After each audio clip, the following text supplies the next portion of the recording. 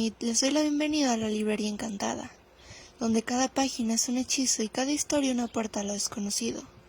Aquí, las palabras cobran vida y juntos nos sumergiremos en mundos fascinantes, personajes inolvidables y relatos que dejarán huella en el alma. Así que toma asiento, prepárate una bebida y déjate envolver por la magia de la lectura. En esta ocasión, leeremos el capítulo 41 de una novela escrita por Louisa May Alcott, Mujercitas. Capítulo 41. Aprendiendo a olvidar. A Laure, el sermón de Amy le hizo reaccionar, aunque por supuesto no lo hubiese reconocido por nada del mundo. Los hombres rara vez lo hacen, porque cuando una mujer les aconseja algo, los amos de la creación no aceptan sus instrucciones hasta estar seguros de que coinciden con lo que ellos mismos pretenden hacer. Entonces pasan a la acción, y si sale bien, conceden la mitad del mérito a la parte más débil, mientras que si no resulta, en un alarde de generosidad, le atribuyen la totalidad de la responsabilidad. Laure fue a visitar a su abuelo, y se mostró tan atento durante varias semanas que el anciano concluyó que el clima de Niza le había sentado de maravilla, y le invitó a que regresara. El joven se moría de ganas de volver, pero después del regaño recibido, ni un elefante le hubiese podido llevar a rastras hasta allí. Y cuando el deseo era más fuerte que él, repetía las frases que más impresión le habían causado.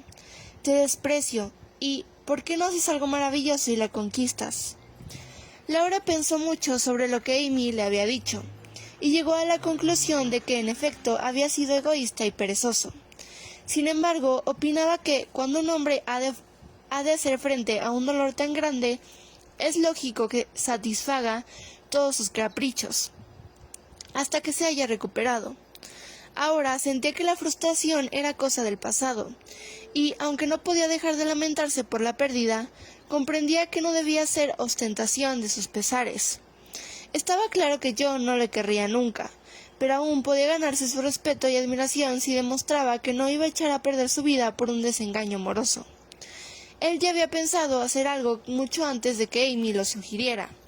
Su consejo no era necesario, pero había preferido aguardar a lo que la antedicha frustración quedase decorosamente sepultada.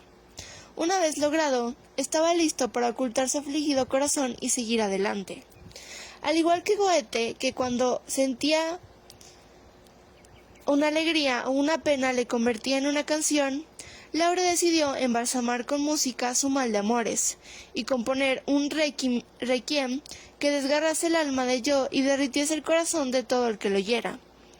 Así pues, un día que el anciano le notó especialmente inquieto y malhumorado, y le propuso que se marchara, Laure partió hacia Viena, donde tenía varios amigos músicos y comenzó a trabajar con el firme propósito de destacar en la ciudad.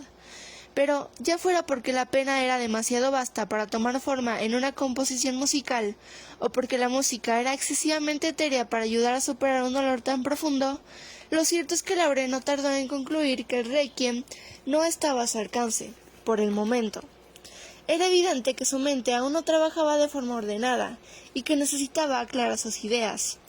A menudo, en medio de un arranque de dolor, se ponía a tararear una melodía que le hacía recordar el baile de Navidad de Niza, sobre todo a la muchacha francesa robusta, y entonces decidía abandonar por un tiempo la composición trágica.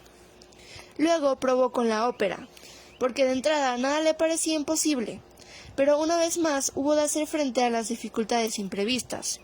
Quería que fuese la protagonista, y buscó en su memoria momentos que retratasen su tierno y romántico amor, pero la memoria le traicionaba, y como si estuviera poseída por el espíritu rebelde de la joven, solo le permitía recordar rarezas, defectos y manías de Jo, o verla en situaciones de lo más prosaicas, como sacudiendo alfombras con un pañuelo anudado en la cabeza, o escondiéndose tras los cojines del sofá, o enfriando su pasión, al estilo de la gobernatada de David Copperfield.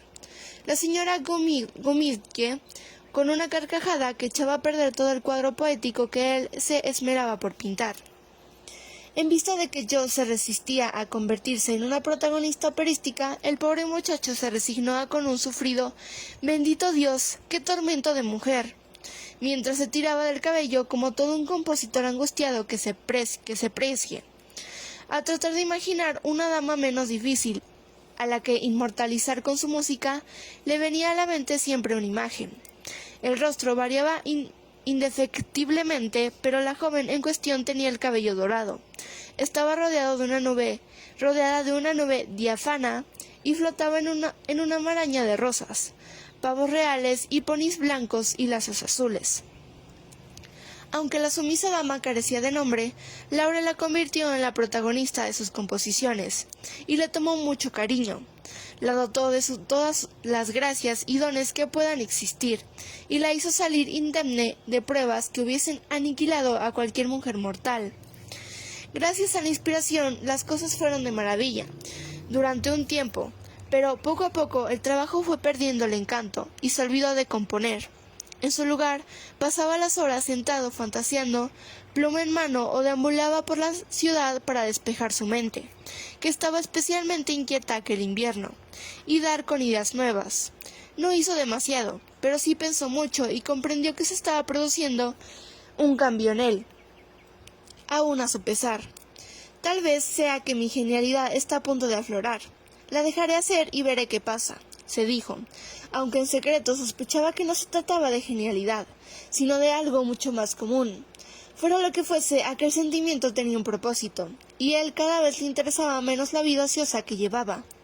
Empezó a soñar con un trabajo serio y honesto, al que poder entregarse en cuerpo y alma, hasta que al final concluyó que no todos los amantes de la música tenían vocación de compositores.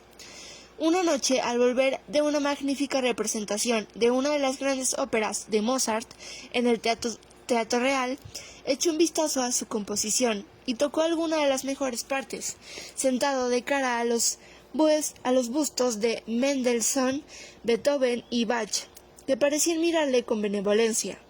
Luego rompió una a una sus partituras. Cuando llegó a la última, dijo en tono grave: «Amy tiene razón. Tener talento no es lo mismo que ser un genio, y la genialidad no se puede alcanzar. La música que he oído hoy me ha dado una lección de humildad, como a ella le pasó al ver las obras de arte en Roma, y no quiero seguir siendo un farsante por más tiempo. Ahora, ¿qué voy a hacer?». Aquella era la pregunta difícil de responder, y Laure deseó haber tenido que trabajar para ganarse el pan. Ahora se encontraba en la situación perfecta para ir por el mal camino, porque tenía mucho dinero y nada que hacer. Y Satán siempre está dispuesto a proporcionar alguna ocupación en las manos que están ociosas.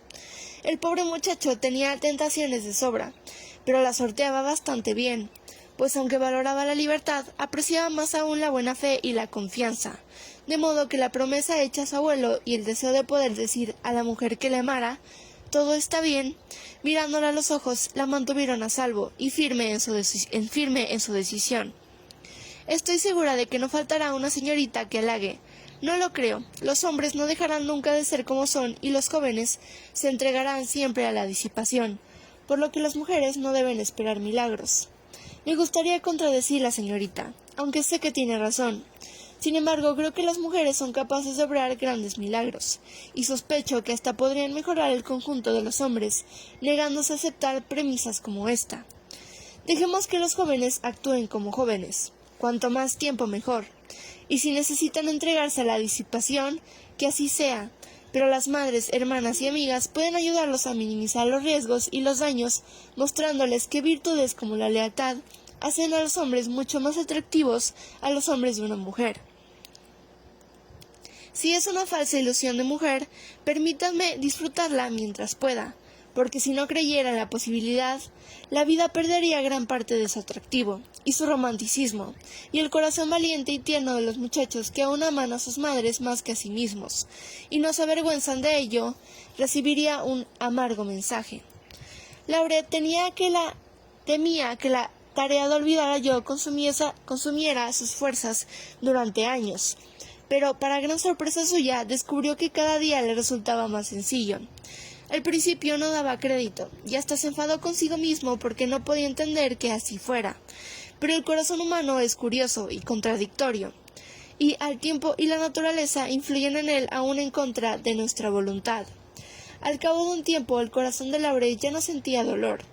La herida cicatrizaba con rapidez que le dejaba perplejo, hasta el punto de que, en lugar de tener que hacer esfuerzo por olvidar, se descubrió esmerándose por no perder todo el recuerdo. No había previsto que pudiera darse semejante quiebro, y no estaba preparado para asumirlo. Se sentía molesto, sorprendido por su voluntad y decepcionado y aliviado a un tiempo al comprender que podía recuperarse de tamaño desengaño en tan poco tiempo. Hizo lo que pudo para avivar el rescoldo de su amor, pero ya no era posible salvar el fuego. Solo quedaban unas brasas que iluminaban y daban calor a su corazón sin hacerlo arder de pasión. Aún a su pesar, hubo de reconocer que aquel enamoramiento juvenil había perdido intensidad lentamente hasta dar paso a un sentimiento más sereno, tierno, algo triste y con cierto pozo de resentimiento, que a su vez terminaría por desaparecer en favor de su acto fraternal, que ese sí se mantendría intacto hasta el fin. Al pensar en el término fraternal, en uno de esos momentos de reflexión, Laure sonrió mirando el retrato de Mozart que tenía ante sí. Bueno, él, que era un gran hombre, no pudo conquistar a una hermana, y se casó con la otra, y vivió feliz. Laure no llegó a pronunciar estas palabras, pero el caso es que acudieron a su mente, y segundos tras besar el pequeño y viejo anillo, dijo para sus adentros: no lo haré, no la he olvidado y nunca podré, lo intentaré de nuevo, y si fracaso, entonces... Dejando la frase inacabada, cogió el papel y pluma, y escribió a Joe para explicarle que no podía organizar su vida mientras albergase la esperanza de que ella cambiase la idea. ¿Podría? ¿Querría? De ser así, él podría volver a casa y ser feliz, mientras esperaba la respuesta. Laure no hizo nada salvo morir de impaciencia. Al fin llegó y aclaró definitivamente sus ideas. Yo no podía y no quería. En lo único que podía pensar era en Beth, y no quería oír la palabra amor nunca más. Le rogaba que buscase a una mujer que le hiciese feliz, pero que reservase siempre un rincón de su corazón para su amante hermana Jo. En una postdata le pedía que no le dijese a Amy que Beth había empeorado, porque ésta regresaría a casa en primavera, y no había necesidad de que se sintiera apenada el resto de su estancia en Europa, ya que habría tiempo para lamentos. Mientras tanto, yo le pedí a Laure que se escribiese con frecuencia a su hermana para que no se sintiese sola, melancólica o angustiada. Así lo haré desde ahora, se dijo. Pobre muchacha, me temo que su vuelta a casa será muy triste. Laure fue hacia su despacho para escribir a Amy, como si esa carta fuese la continuación lógica a la frase que había dejado inacabada semanas antes. Sin embargo, no escribió la carta ese día, porque mientras buscaba su mejor papel, encontró algo que le hizo cambiar de idea. En un rincón del escritorio, perdidas en una pila de facturas, pasaportes y documentos comerciales de diversa índole, encontró varias misivas de Joe, así como 3 de Amy, cuidadosamente atadas con uno de sus lazos azules y con restos de rosas secas en su interior. Laure cogió de las de Joe entre arrepentido y divertido. Las alisó, dobló y guardó pulcramente en un cajoncito del escritorio.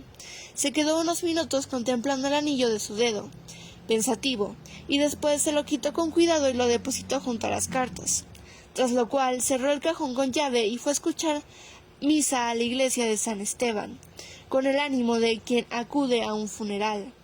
A pesar de que no sentía una pena demasiado honda, consideró que aquella era una forma más digna de acabar el día que escribiendo cartas a hermosas damiselas. Aún así, la carta no tardó en llegar a Amy, que contestó enseguida, porque, como admitía con encantadora sinceridad, echaba de menos su hogar. Al inicio de la primavera, la correspondencia fue a más. Las cartas iban y venían con una prontitud y una regularidad infalibles. Laure vendió los bustos, quemó sus partituras y volvió a París con la esperanza de que alguien fuese a verle sin tardar demasiado. Ardía en deseos de ir a Niza, pero estaba decidido a no hacerlo hasta que se lo pidiesen. Y Amy no se lo pedía porque en aquellos momentos estaba ocupada con experiencias personales que le hacían preferir evitar los ojos burlones de su amigo. Fred Vaughn había regresado y le había planteado la pregunta a la que ella había imaginado que contestaría con un sí, gracias, pero a la que respondió con un no, gracias, amable pero decidido. Porque una vez en situación le faltó valor y comprendió que el dinero y una buena posición social no le ayudarían a satisfacer el nuevo anhelo que había llenado de tiernas esperanzas y miedos a su corazón.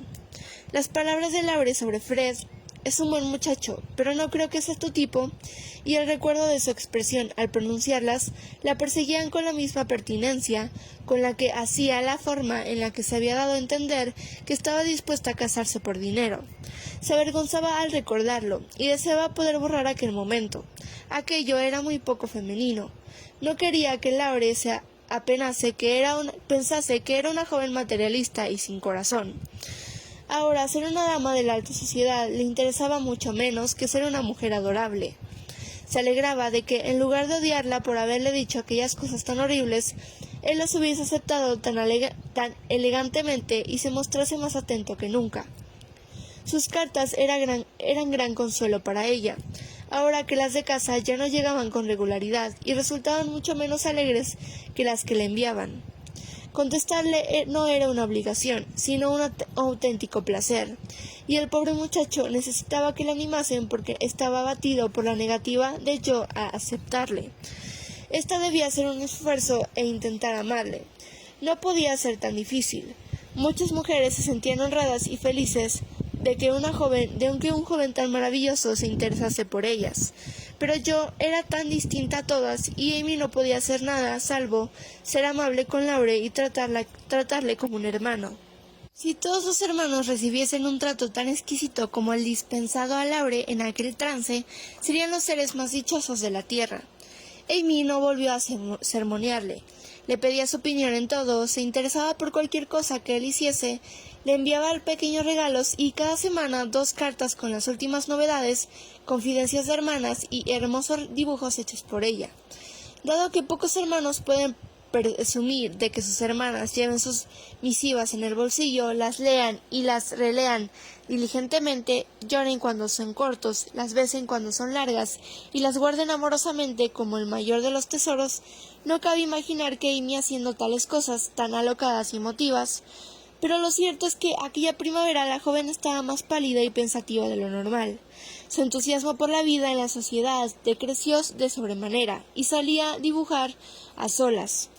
Cuando regresaba no traía demasiado que mostrar, porque pasaba horas muertas contemplando la naturaleza cruzada de brazos en la terraza balrosa o dibujaba descuidadamente. Lo primero que le venía a la mente, la figura de un rostro caballero esculpido en una tumba, un joven adormitado en el césped con el rostro oculto bajo el sombrero, o una joven de cabellos rizados con un vestido espectacular paseando por una sala de baile en brazos de un joven alto, ambos siguiendo las últimas tendencias artísticas, con el rostro difuminado, lo que sin duda era más seguro, pero más agradable. Su tía sospechaba que se arrepentía de la respuesta dada a Fred, y como Amy no era amiga de desmetidos ni de dar explicaciones, la dejó creer lo que quisiera. Su única preocupación era informar a Laure de que Fred se había marchado a Egipto. No dijo nada más, pero él entendió el mensaje y se alegró mucho, hasta el punto de decir para sus adentros con aire venerable. Estaba seguro de que Amy recapacitaría. Pobre muchacho, yo he pasado por eso y sé cómo se siente. A continuación lanzó un gran suspiro, y como si hubiese saldado las deudas con el pasado, apoyó los pies en el sofá. Disfrutó plenamente de la carta de Amy. Mientras ocurría en el extranjero, en casa vivían momentos de gran aflicción. La carta en la que se explicaba que Beth había empeorado no llegó nunca a manos de Amy, y cuando recibió la siguiente, su hermana ya reposaba en paz. Se enteró de la triste noticia en Vevey, lugar que habían llegado huyendo del calor de Niza, en mayo. Habían emprendido viajes hacia Suiza, recorriendo tranquilamente distintos lagos italianos y Génova. Lo encajó muy bien. y aceptó la decisión de la familia de que no adelantase su vuelta porque ya era demasiado tarde para dar un último adiós a Beth, y la distancia le ayudaría a mitigar la pena. Pero la pena embargaba su corazón y ansiaba estar nuevamente en casa. Todos los días miraba hacia el lago, con la esperanza de ver llegar a Laure para consolarla. Él no acudió de inmediato, pues aunque la familia había enviado las cartas con la triste noticia el mismo día, se encontraba en Alemania, y tardó unos días en recibirla. En cuanto la leyó, hizo la maleta, se despidió apresuradamente de sus amigos y partió a cumplir la promesa dada con una mezcla de pena, alegría, esperanza e incertidumbre en el corazón. Como conocía bien Bebey, en cuanto el barco arribó en al pequeño muelle, salió corriendo hacia la Tour, donde se alojaban los Carroll. El encargado del establecimiento le explicó que toda la familia había ido a pasear junto al lago, salvo la joven dama rubia, que se había quedado en el jardín del castillo. Si Monsieur tomaba asiento, él iría a buscarla en un abrir y cerrar de ojos. Pero Monsieur, que no había guardado ni un segundo, dejó al joven con la palabra en la boca y fue a buscar a Amy. El antiguo y agradable jardín quedaba a orillas de un precioso lago y tenía castaños cuyas altas copas susurraban, hiedra que trepaba por todas partes. La torre proyectaba su oscura sombra sobre unas aguas iluminadas por el sol. En un extremo del muro largo y bajo había un banco en el que Amy solía sentarse a leer, trabajar o consolarse contemplando la belleza circulante. Aquel día estaba allí, con la cabeza apoyada en la mano, y el corazón enfermo de nostalgia y los ojos llorosos de tanto pensar en Beth, y preguntarse por qué razón Laure no había acudido a su lado. No le oyó cruzar el patio que quedaba a sus espaldas, ni le vio detenerse bajo el arco de la entrada del paso subterráneo que conducía al jardín. Una vez allí se detuvo unos segundos, la miró con ojos nuevos, y descubrió algo que nadie conocía, el lado sensible de Amy. La joven era la viva imagen del amor y la pena, con cartas emborronadas en su regazo, una cinta negra en el pelo y aquella expresión de dolor y resignación femeninas. La cruz de marfil que colgaba de su cuello impresionó mucho a Laure, ya que él se la había regalado, y era la única joya que le importaba a la muchacha. Si le quedaba alguna duda de cómo la recibiría Amy, se disipó en cuanto ella levantó la mirada. Le vio, dejó caer cuanto tenía en las manos y corrió a su encuentro exclamando con un tono que reflejaba un amor y una dicha inconfundibles: «¡Oh, Laure, Laure! Sabía que vendrías». Creo que en aquel momento todo quedó claro entre ambos, porque mientras permanecían en silencio unos segundos, con la cabeza de cabellos oscuros inclinada en actitud protectora sobre la rubia, Amy sintió que nadie podría consolarla ni apoyarla mejor que Laure, y se convenció de que ella era la única mujer en el mundo que podía ocupar el lugar de Jo y hacerle feliz. No dijo nada al respecto, pero Amy no se sintió decepcionada, pues ambos comprendieron lo que en verdad ocurría, y satisfechos prefirieron abrazarse en silencios. Y al cabo de unos minutos Amy volvió a sentarse, y mientras se secaban las lágrimas, Laure se dispuso a recoger los papeles que habían caído al suelo, con lo que descubrió que se trataba de cartas suyas gastadas de tanto leerlas y varios dibujos elocuentes que consideró buenos augurios para su futuro en común. Cuando se sentó junto a ella, Amy sintió un arrebato de timidez y se ruborizó al recordar la impulsiva bienvenida que le había dispensado. No he podido evitarlo. Me sentía muy sola y triste, y al verte me he alegrado muchísimo. Menuda sorpresa levantar los ojos y encontrarte allí, justo cuando empezaba a temer de que no vinieses nunca, explicó, intentando en vano hablar con naturalidad. Me puse en camino en cuanto lo supe. Me gustaría poder decir algo que te consolara por la pérdida de nuestra querida Beth, pero solo puedo sentirlo y... No pudo continuar, ya que de pronto sintió la misma vergüenza que ella y no supo qué decir. Quería que Amy descansase la cabeza sobre su hombro y pedirle que llorase hasta deshogarse, pero no se atrevía, así que se limitó a darle un abrazo de aliento, mejor que cualquier discurso. «No hace falta que digas nada, este es el mejor consuelo», repuso ella con dulzura. «Beth está bien donde está, y a buen seguro es feliz y nada la haría volver. Pero yo, a pesar de las ganas que tengo de ver de nuevo a mi familia, temo el momento de regresar a casa. Pero no hablemos de eso ahora, porque me pondré a llorar y prefiero disfrutar de tu presencia mientras dure. Te quedarás un tiempo, ¿verdad? Si así lo quieres, querida. Por supuesto, la tía y Flo son muy amables, pero tú eres como de la familia y sería estupendo gozar de tu compañía un poco más.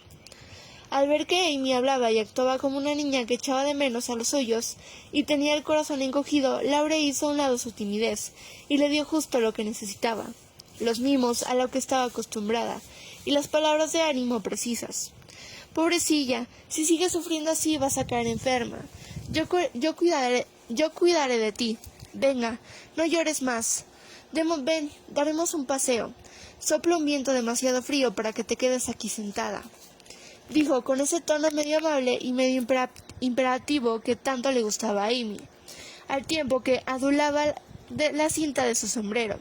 Le ofrecía el brazo y echaba a anclar por el soleado paseo, bajo las copas renovadas de los castaños. Se sentía mucho mejor al estar nuevamente en pie, y para ella era maravilloso contar con un brazo fuerte en el que apoyarse, la sonrisa de un rostro conocido y una voz que tanto le era oír de nuevo. Que tanto grato le era oír de nuevo. El pintoresco y antiguo jardín le había acogido a varias parejas enamorados y parecía hecho especialmente para ellos. Tan soleado e íntimo era, pues solo la torre lo veía desde lo alto y el ancho apagaba el eco de sus palabras con el murmuro de sus aguas. Durante cerca de una hora la nueva pareja paseó, conversó y descansó junto al muro, disfrutando de las dulces circunstancias que hacen que todo el tiempo y el lugar resulten encantadoras. Y cuando acudieron a la llamada de la poca romántica campana que anunciaba la cena, Amy sintió que dejaba atrás, en el jardín del castillo, su carga de pena y soledad. En cuanto vio que la joven tenía el rostro cambiado, la señora Carroll lo entendió todo de repente, y se dijo: «Ahora lo veo claro. La pobre estaba sufriendo por el joven Lawrence. Válgame el cielo, nunca lo hubiese imaginado». Con una discreción encomiable, la buena mujer optó por no hacer comentario alguno ni dar muestras de haberse percatado de nada, pero invitó cordialmente a Laure a quedarse y rogó a Amy que disfrutase de su compañía porque le sentaría mejor que tanta soledad. Amy fue un ejemplo de docilidad, y como la tía estaba muy ocupada con Flo, se encargó de atender a su amigo, y lo hizo mucho mejor que nunca. En Niza, Laure había haraganeado y Amy le había regañado por ello, pero en Vevey el joven no paró quieto un segundo. Paseaba, montaba a caballo e iba a dar una vuelta en bote, o estudiaba con gran aplicación. Amy admiraba todo lo que él hacía y seguía su ejemplo hasta donde podía. Él aseguraba que el cambio se debía al clima, y ella no se llevaba a la contraria, feliz de contar con una excusa para poder recuperar su salud y el ánimo. El aire vigorizante le sentó bien a ambos, y la práctica de ejercicio aportó cambios muy sanos en sus cuerpos y mentes. Era como si allí, rodeados de aquellas montañas eternas, tuviesen una visión más clara de la vida y de sus responsabilidades. El frío viento se llevaba consigo las dudas, el desánimo, los caprichos ilusorios y las nieblas temperamentales. El cálido sol primaveral hacía aflorar ideas nuevas, tiernas esperanzas y pensamientos felices, mientras el lago limpiaba los problemas del pasado y las grandiosas montañas los contemplaban, benevolentes como diciéndoles: «Niños, amaos el uno al otro». A pesar de la pena, aquellos días fueron de tanta felicidad que Laure no se atrevía a decir nada por no enturbiarla. Le costó un poco sobreponerse a la sorpresa que le produjo ver con qué rapidez se había curado la herida provocada por aquel primer amor que había crecido. Sinceramente sería el único. Se consolaba de lo que entendía era una gran deslealtad, diciéndole que la hermana de Jo era casi como la propia Jo, y que, de no haber sido Amy, jamás hubiese podido enamorarse tan rápido y con tanta intensidad. Su primera experiencia de galanteo había resultado tormentosa y ahora la recordaba como si hubiese ocurrido muchos años atrás, con una mezcla de compasión y remordimiento. No se avergonzaba, pero lo consideraba la experiencia más agridulce de su vida, y agradecía mucho haber superado aquel dolor. Decidió que su segunda declaración fuese más tranquila y lo más sencilla posible. No había necesidad de organizar una escena. Casi no era preciso decir a Amy que la amaba porque ella lo sabía. y aún sin palabras, le había dado su respuesta hacía mucho. Todo había ocurrido de forma tan natural que era imposible que nadie tuviese inconveniente alguno y sabía que todo el mundo se mostraría complacido, incluida yo. Con todo, cuando el primer amor ha fracasado, lo lógico es que seamos cautos y no nos precipitemos con el segundo. Laure dejó pasar los días, disfrutó de cada hora y esperó a que se diese la ocasión adecuada para pronunciar la declaración que marcase el final de la primavera y más dulce etapa de su nuevo romance. Había supuesto que el de Denoment llegaría en el jardín del castillo, a la luz de la luna, de una manera elegante y decorosa, pero todo ocurrió justo al revés, porque se comprometieron en el lago, a mediodía y con unas pocas frases francas. Llevaba toda la mañana paseando en barca, desde el sombrío Saint-Gingolf hasta el soleado Montreux, con los Alpes de Saboya a un lado, y el Saint-Bernard y el Dent-du-Mouille al otro. La hermosa bebé en el valle y la Lausana detrás, en lo alto de la colina bajo un cielo azul despejado, y en un lago aún más azul salpicando de pintorescas barquitas que parecían blancas gaviotas. Al pasar por Chillón, hablaron de Bonivard y en Clarence de Rousseau, porque allí fue donde escribió sobre la nueva Eloise. Ninguno de los dos había leído la obra, pero sabían que era una historia de amor y cada uno se preguntó en silencio si sería tan interesante como la suya propia. En el único rato en el que estuvieron callados, Amy jugó con la mano en el agua, hasta que levantó la vista y vio a Laure inclinado sobre los remos con una expresión que la hizo decir, sin pensar, simplemente por romper el hielo: «Debes estar agotado. Descansa un poco y déjame remar a mí. Me sentará bien porque desde que has vuelto me he estado muy perezosa y comodona. No estoy cansado, pero si quieres puedes coger un remo. Hay sitio para los dos, aunque debemos estar en el centro para que el bote no vuelque», comentó Laure, bastante conforme con la idea. Sin saber si había mejorado demasiado las cosas, Amy aceptó el asiento Amy aceptó el asiento, se separó el cabello de la cara y cogió un remo. Remaba tan bien como hacía muchas otras cosas, y aunque ella usaba las dos manos, Laure solo una, ambos remaban en la par. La barca se deslizaba suavemente por el agua. «¿No te parece que remamos muy bien juntos?», preguntó Amy, incómoda con el silencio que de nuevo se había creado. «Lo hacemos tan bien que desearía que fuésemos siempre en el mismo bote. ¿Te gustaría, Amy?», preguntó, a su vez con suma ternura. «Sí, Laure», contestó ella en voz baja. En ese momento ambos dejaron de remar, y sin habérselo propuesto, sumaron otra hermosa estampa de amor y felicidad a las muchas reflejadas en el espejo de agua del lago.